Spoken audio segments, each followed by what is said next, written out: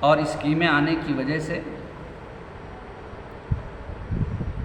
دنیا میں لوگ آگے بڑھنے کی کوشش کرتے ہیں، لیکن صحابہ کرام کے مزاج کو نبی اکرم صلی اللہ علیہ وسلم نے بیان فرمایا کہ دلنی علی عمل اذا عملت دخلت الجنہ، اے اللہ کے نبی صلی اللہ علیہ وسلم مجھے ایسا عمل بتائیے جس کے کرنے کی وجہ سے میں جنت کے اندر داخل ہو جاؤں۔ تو نمبر 1 پہ آپ نے تعلیم دی تعبد اللہ ولا تشرک بہ شیئا، اللہ کی عبادت اس انداز سے کرنا ہے کہ اس کے ساتھ کسی کو شریک نہ ٹھہرانا۔ عبادت وہی عبادت ہے جو بلا شرکت غیرہ ہو۔ اگر ایک طرف شرک بھی کیا جائے، اللہ کے ساتھ کسی کو شریک بھی ٹھہرایا جائے اور پھر عبادت بھی کی جائے، تو اللہ تبارک و تعالیٰ کو ایسا عمل قابل قبول نہیں۔ اللہ تبارک و تعالیٰ نے 18 پیغمبر کا ذکر کرنے کے بعد بیان فرمایا، حضرت آدم کو مخاطب کیا، حضرت نوح کو مخاطب کیا، حضرت عیسیٰ کو مخاطب کیا، حضرت یحییٰ کو مخاطب کیا، حضرت ذوالکفل کو مخاطب کیا۔ مخاطب کرنے کے بعد بیان فرمایا وَلَوْ أَشْرَكُوا لَحَبِطَ عَنْهُمْ مَا كَانُوا يَعْمَلُونَ، اگر یہ انبیاء کی جماعت بھی میری خدائی میں جدائی ڈالنے کی کوشش کریں گے تو ہم ان کے عمل کو برباد کر دیں گے۔ اور ایک مقام پہ جناب محمد الرسول اللہ صلی اللہ علیہ وسلم کو مخاطب کرتے ہوئے کہا لَئِنْ أَشْرَكْتَ لَيَحْبَطَنَّ عَمَلُكَ، اے محمد صلی اللہ علیہ وسلم اگر آپ نے بھی میری خدائی میں جدائی ڈالنے کی کوشش کی تو ہم آپ کے بھی عمل کو برباد کر دیں گے۔ تو تعبد اللہ ولا تشرک بہ شیئا، اللہ کی عبادت اس انداز سے کرنا کہ اس کے ساتھ کسی کو شریک نہ ٹھہرانا۔ تو تقیم الصلاۃ المفروضہ، فرض نماز کی پابندی کرنا۔ نماز کسی بھی صورت میں معاف نہیں ہے۔ جس عمر سے نماز فرض ہو جاتی ہے مرتے دم تک، اگر آپ کھڑے ہو کر کے نہیں پڑھ سکتے تو آپ بیٹھ کر کے پڑھیے، اگر آپ بیٹھ کر کے نہیں پڑھ سکتے تو آپ اشارے سے پڑھیے، اگر آپ لیٹ کر کے پڑھیے، اگر آپ لیٹ کر کے نہیں پڑھ سکتے تو آپ اشارے سے پڑھیے، اگر آپ اشارے سے بھی نہیں پڑھ سکتے،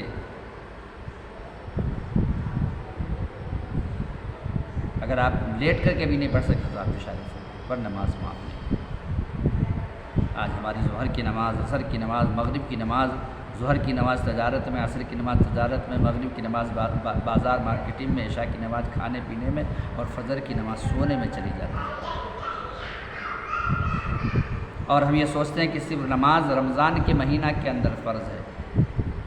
جس طریقے سے رمضان کی پہلی تاریخ آتی ہے مسجدیں بھر جاتی ہیں، 12، 14، 15، 20 رمضان تک بھری رہتی ہے، اس کے بعد شوال کی پہلی تاریخ سے مسجد بالکل خالی ہو جاتی ہے۔ تو نماز صرف رمضان کے مہینہ کے اندر فرض نہیں بلکہ غیر رمضان میں بھی فرض ہے۔ ہم اور آپ کے نبی جناب محمد الرسول اللہ صلی اللہ علیہ وسلم نے آخری وصیت کی اور آخری نصیحت کی الصلاۃ، حضرت علی رضی اللہ تعالیٰ نے اس حدیث کے راوی الصلاۃ الصلاۃ، نماز کی پابندی کرنا، نماز کی پابندی کرنا۔ ہم میں سے جب کسی کا رشتہ دار انتقال کر جاتا ہے اور آخری بات کہتا ہے تو سال ہر سال یاد رکھتے ہیں۔ ہم تمام کے نبی نے یہ وصیت اور یہ نصیحت کی کہ نماز کی پابندی کرنا۔ جس بیماری میں آپ صلی اللہ علیہ وسلم کو افاقہ نہیں ہوا، اس دنیا سے چلے گئے، جب کبھی آپ ہوش میں آتے تو اپنے 2 صحابہ کے کندھا کے اوپر ہاتھ رکھ کر کے جو ہے کہ سٹتے ہوئے مسجد کو رکھتے۔ آپ حدیث کی تمام کتابوں کو اٹھا کر کے دیکھ لیجیے، ایک نماز کا ذکر ہے، بخاری، ترمذی، ابن ماجہ، حدیث کی تمام کتابوں کے اندر۔ وہ نماز کون سی نماز ہے؟ خوف کی نماز۔ یہ خوف کی نماز کون سی نماز ہے؟ کہ ایک جماعت دشمن کے مد مقابل ہو اور دوسری جماعت امام کے پیچھے لڑ رہی ہوگی۔ نماز کا وقت ہونے پر ایک جماعت امام کے پیچھے لڑے گی اور دوسری جماعت امام کے پیچھے نماز پڑھے گی، نماز وہاں پر بھی معاف نہیں۔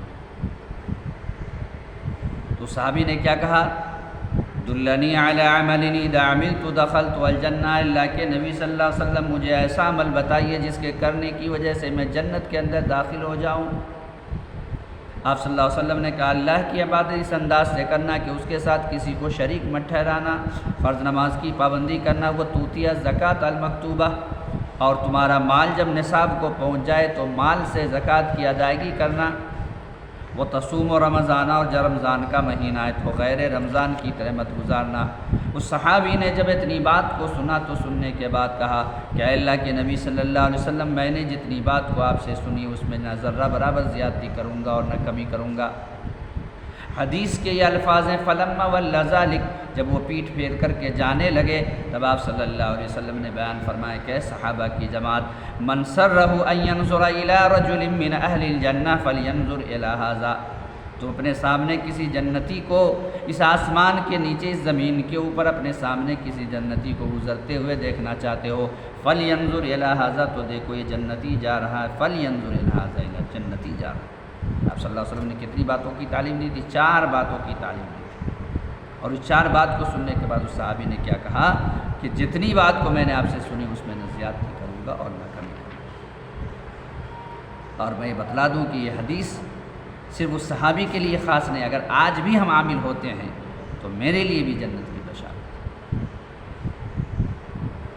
اور جس نے رمضان مبارک کا مہینہ پایا اور غیر رمضان کی طرح گزار دیا، حضرت ابو امامہ باہلی رضی اللہ تعالیٰ عنہ بیان فرماتے ہیں کہ نبی اکرم صلی اللہ علیہ وسلم نے بیان فرمایا کہ میں سو رہا تھا، اتانی رجلانی، 2 شخص آئے، فاخذا بضبعیہ، اور ان دونوں شخصوں نے کیا کیا، میرے بازو کو جکڑ لیا، فاتیا بی جبلا بعرا، اور ایک سخت پہاڑی کے اوپر لے گئے، اور ان دونوں نے کہا کہ اس عد اس کے اوپر چڑھیے۔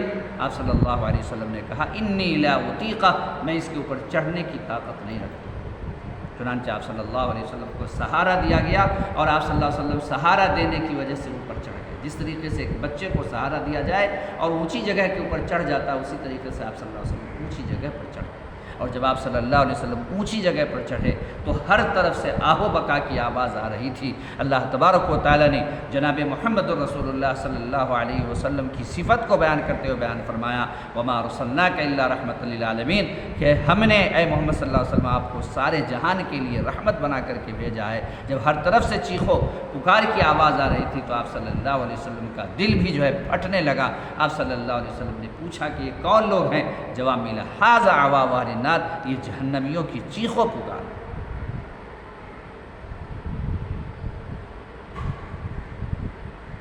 ایک حدیث کے اندر آپ صلی اللہ علیہ وسلم نے بیان فرمایا کہ جہنمی جہنم کے اندر اس قدر روئیں گے، ان السفینۃ تجری لجرت، کہ اگر کشتی کو چلا دی جائے تو کشتی بھی چلنے لگے۔ یہ جنگی جامع مسجد کے سامنے جو ہے یہ دریا، اس میں دیکھتے آپ کشتیاں چلتی ہیں پانی کے اندر، اگر صرف ریت رہے گا تو نہیں چلے گا، لیکن اس کے درمیان اللہ تبارک و تعالیٰ اتنا فاصلہ پیدا کر دے گا کہ حدیث کے الفاظ ہے ان السفینۃ تجری لجرت، کہ اگر کشتی بھی چلا دی جائے تو کشتی چلنے لگے۔ اس قدر روئیں گے جہنمی، اور جب یہاں سے آنسو خشک ہو جائے گا تو یہاں سے خون جاری ہوگا۔ پھر آپ صلی اللہ علیہ وسلم کو کہا گیا کہ آگے چلیے۔ آپ صلی اللہ علیہ وسلم کی ایک قوم سے ملاقات ہوئی جن کے پاؤں کو اوپر کر دیا گیا تھا، سر کو نیچے کر دیا گیا تھا، ان کے جبڑے کو چیر دیا گیا تھا۔ آپ صلی اللہ علیہ وسلم نے پوچھا کہ یہ کون لوگ ہیں؟ جواب ملا الذین یفطرون قبل تحلۃ صومہم، یہ وہ لوگ ہیں جو رمضان مبارک کے مہینہ کے اندر کھایا پیا گیا۔ اس لیے میرے بھائیوں، رمضان کے مہینہ کے اندر روزے کی پابندی کرنی چاہیے۔